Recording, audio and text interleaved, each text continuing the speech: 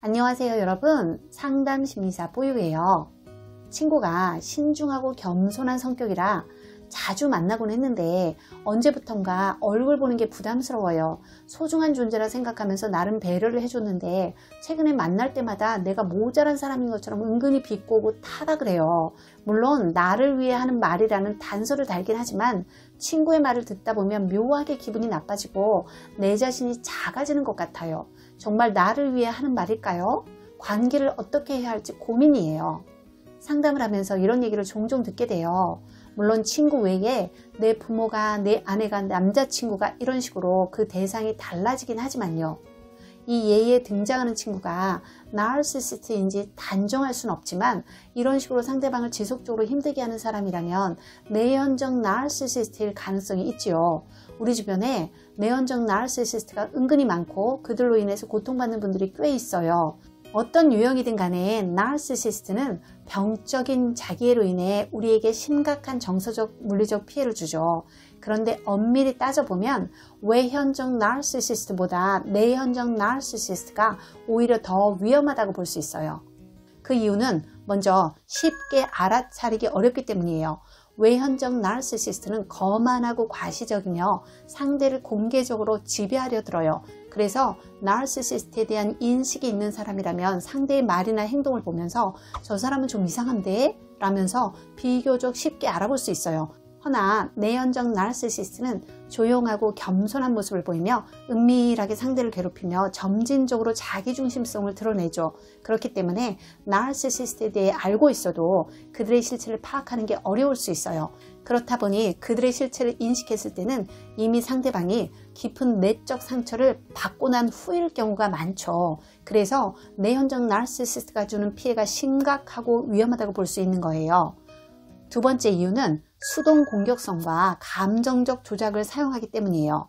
외현적 나르시시스트는 분노를 직접적으로 표출하고 원하는 게 있으면 강압적인 태도를 보이며 상대를 통제하려 들어요. 하지만 내현적 나르시시스트는 수동 공격과 감정적 조작으로 상대를 통제해요. 즉 무시당했다고 느낄 때 직접 화를 내는 대신 말수를 줄이거나 냉담하게 굴면서 상대가 불편함을 느끼도록 수동 공격을 하고 또 넌 너무 예민해, 그건 네가 오해한 거야 라는 식으로 상대의 감정을 부정하면서 조작해요. 그렇게 되면 상대는 무력감 속에서 자신의 감정을 의심하게 되죠. 그렇게 내연적 나르시시스트가 수동 공격과 감정 조작을 통해 은밀하게 상대의 심리를 점령해 가니 심각한 거죠. 세 번째 이유는 피해자 코스프레로 상대방을 죄책감에 빠뜨리기 때문이에요.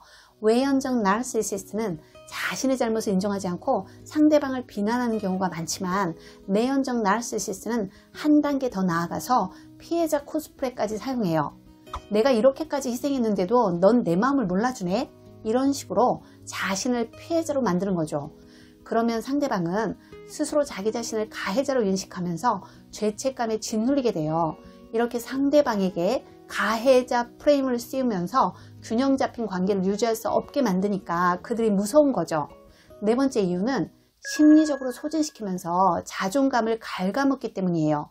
외현적 나르시시스트는 상대를 대놓고 무시하면서 깎아내리는 방식으로 우월감을 드러내요. 하지만 내연적 나르시시스트는 착한 사람처럼 굴면서 미묘하게 상대방을 평가하고 깎아내려요.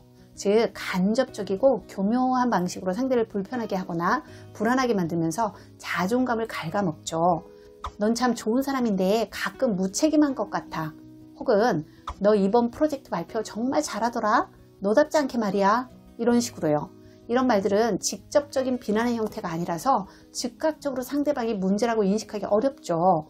그래서 바로 갈등으로 이어지진 않아요. 하지만 이런 말들을 지속적으로 듣는 상대방은 심리적으로 소진되면서 결국 자신감을 잃고 나르시시스트의 평가에 의존하게 돼요.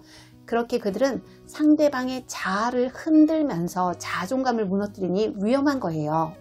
다섯 번째 이유는 자기 연민이 심하기 때문이에요. 외현적 나르시시스트는 과대성을 드러내면서 잘난 척을 해대며 관계를 주도하려 들죠. 허나 내현적 나르시시스트는 자기가 가장 불쌍한 존재인 듯 굴면서 관심과 위로를 받으려 해요.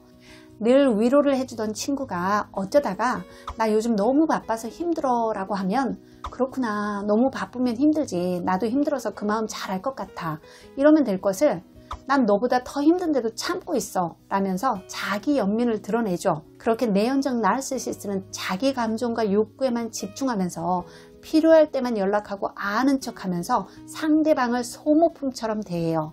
그러니 상대방이 일방적으로 희생되면서 힘든 거죠. 6번째 이유는 관계를 끊기 어렵게 만들기 때문이에요. 외현적 나르시시스트는 상대가 관계를 끝내려 하면 주로 분노하거나 무시하는 방식으로 대응해요. 하지만 내연적 나르시시스트는 관계가 끊길 위험에 처하면 심리적으로 강력한 조종을 시도해요. 처음에는 눈물을 보이면서 피해자인 척 동정심을 자극하며 붙잡으려 하다가 안 통하면 갑자기 냉정한 태도로 돌변하면서 내가 이렇게까지 했는데 넌 정말 나쁜 인간이야 라는 식으로 상대를 몰아붙이죠. 그래도 상대가 떠나려 하면 피해자처럼 굴면서 주변인들에게 상대방을 가해자로 만들어버려요. 이런 식으로 얼거매기 때문에 상대방은 심리적으로 엮이면서 마음대로 관계를 끝내기도 어렵죠. 그래서 내연적 나르시시스트가 위험하고 무서운 거예요.